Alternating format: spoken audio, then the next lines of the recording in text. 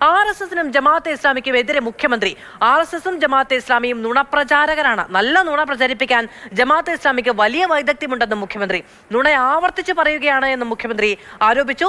RSSനോട് CPM സ്വീകരിച്ച നിലപാട് നാടിനറിയാമെന്നും മുഖ്യമന്ത്രി. ജമാഅത്തെ ഇസ്ലാമിയെ പോലുള്ളവർക്ക് വല്ലാത്ത ഹാലടക്കം വന്നു.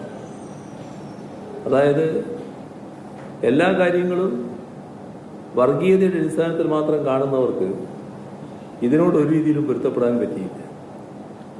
മുസ്ലിം ബഹുജനങ്ങൾ ഇത്തരത്തിലൊരു മനോഭാവം സ്വീകരിക്കുന്നത് ശരിയല്ല എന്നാണ് അവരുടെ അഭിപ്രായം.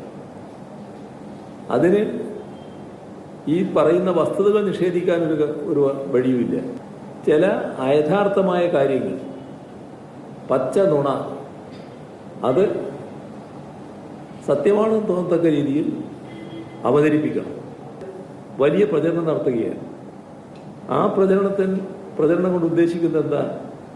അവരുടെ മനസ്സിൽ ഇടതുപക്ഷത്തെക്കുറിച്ചുണ്ടായ ധാരണ അത് പൂർണ്ണമായി മായ്ച്ചു കളയണം. ഒരു പ്രത്യേക വിരോധപരമായ നിലപാടിലേക്ക് അവരെത്തിക്കണം.